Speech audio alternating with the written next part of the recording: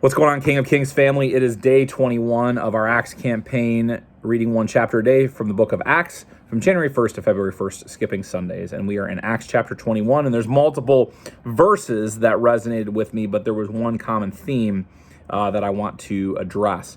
And in Acts chapter 20, Paul says that he is compelled by the Holy Spirit to go to Jerusalem to preach the good news. That was his motivation, was to share faith with the people in Jerusalem. But in Acts 21, we read in a couple of different places of disciples who were compelled by the Holy Spirit to tell Paul, don't go to Jerusalem. So we have Paul saying he's compelled by the Holy Spirit to go. We have these other disciples compelled by the Holy Spirit to tell him not to go. Who was right? Did Paul have it right? Or did these other disciples have it right? Here's what I think. I think Paul's ambition to go to Jerusalem clouded his judgment. You know, we tend to read these Bible characters and we think that, they could do no wrong. And certainly the Bible's pretty clear about people like Peter, that he messed up multiple times. But Paul, once his conversion happens, he's painted in this very positive light, but he wasn't Jesus and he made mistakes.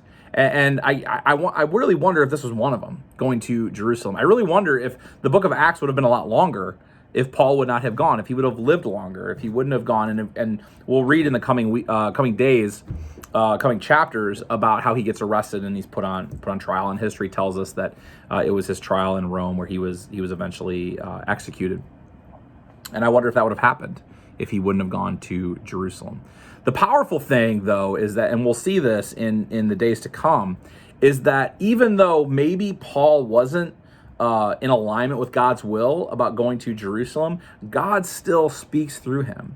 God still uses him to proclaim the good news in Jerusalem and then eventually into Rome, and we'll hear all about that. And the good news for us is that even when we don't get it right, God still uses us. But for today, for this passage, my prayer is that we would be a church that would be committed to Spirit-led communal discernment. There's this idea that pastors have this direct line to God, and we hear from God, and God speaks to us in ways that God doesn't speak to anybody else. I don't know that that's true or not. I mean, I think there's definitely people with prophetic gifts that are more in tune with what the Holy Spirit is saying and doing. That's a gift that I tend to possess, that I tend to operate in. But we all have been given the Holy Spirit. The same Holy Spirit lives inside of me that lives inside of you.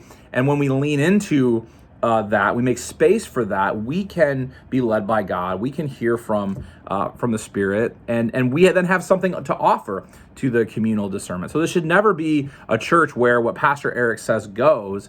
It should be a leadership community that is discerning together what it is that God is saying to us and how we're going to move forward. And that's really the move. It's really been that way since I've been here, and we codified that in our Constitution this last year, and we just had our council meeting, first council meeting of the year on Monday, and I'm really excited about the leaders around that table and the opportunity to discern God's will and to put it into practice with that group. But that's the kind of church I want to lead. I don't want to be I don't want to pastor as CEO model. That's not what I thrive in, and I don't think that's what our church's best version looks like. I think it's this Spirit-led communal discernment process where, in my pride, my ambition, my sin, I may want to strike out in a direction, and I need to listen to people who might say, we should really think about that. I think God is calling us to something different. So that's what we got for today. I'm excited for this last week or so of the Acts campaign. If you've made it this far, that is awesome. If you're watching this and you're trying to catch up, that is awesome too. And let's finish strong in the last week or so that we have to do this. God bless, and we'll see you tomorrow.